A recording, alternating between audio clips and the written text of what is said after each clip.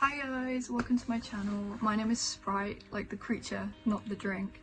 I'm here today to teach you about the origins of goth in the alternative scene and how it became such a popular subculture within modern day society. I'll be covering what inspired goth music, goth films, goth literature, and all the different styles of goth. I hope you will enjoy my video, and please feel free to like and subscribe.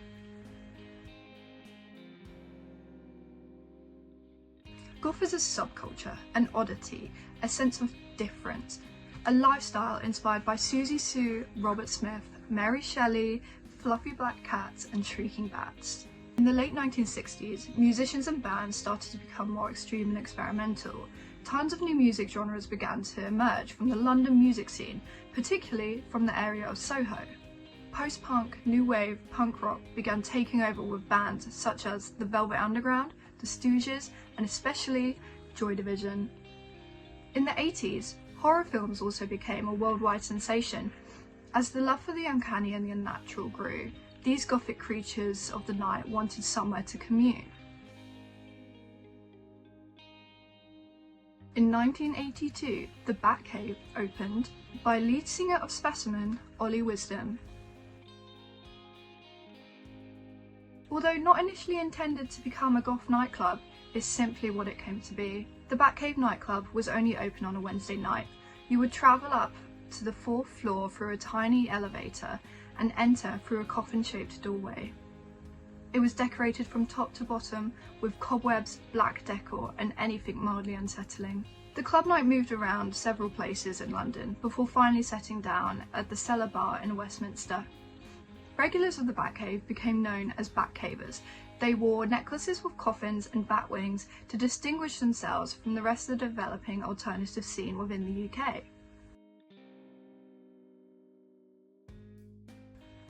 From the 1970s to the 1980s, the subculture of goth rock, gothic, began to evolve.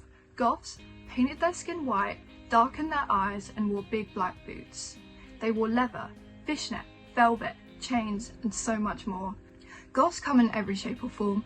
Flowing into the early 2000s, more and more subcultures began to branch out from the origins of goth, such as gothabilly, trad goth, cyber goth, Victorian goth, pastel goth, modern goth, and most recently, TikTok goth. Bela Lugosi's Dead, released by Northampton band Bauhaus in 1982, was the true birthing of the gothic genre. A staple within the community, the gospel that led the way for bands transitioning into the gothic genre, such as The Cure, Susie and the Banshees, Fields of Nephilim, and the Sisters of Mercy.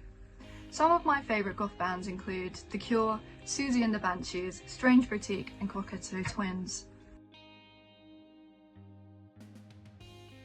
Goth has always been inspired by other things throughout history.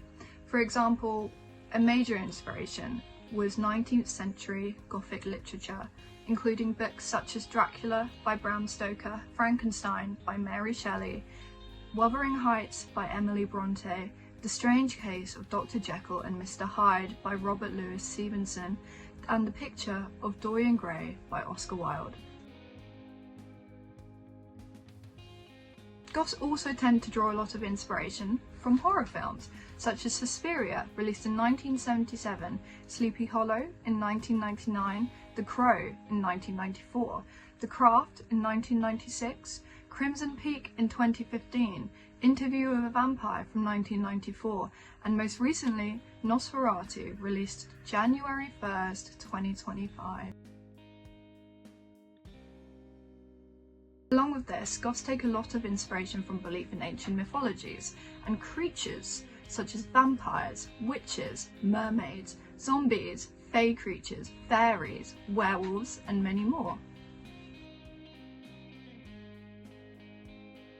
Although many people stereotypically think that being goth just means you're into the music scene, you like to dress in all black with tons of heavy makeup and even heavier boots, it's not just that. Goth is a mindset. It's a way of thinking. It's a way of being different, opposing the mainstream right-wing views of the government and opening their arms to the left-wing ideology of equality and respect for everyone. As time's gone on, the subculture of goth has continued to grow worldwide, bringing a sense of community to people who feel they are a bit more peculiar than the others around them, giving them a strange sense of belonging, somewhere they can actually fit in. Goths don't follow a strict set of rules. They're not told what to wear, they don't care about brands, and they definitely don't have much of a liking for government propaganda. They just have a great love for all sorts of great music, whether it's a song about cats, such as The Love Cats by The Cure, and meaningful love songs such as Sacrifice by London After Midnight. I hope you all enjoyed my video and thank you so much for watching. Please feel free to comment suggestions for topics I should cover in my future videos. Feel free to like and subscribe.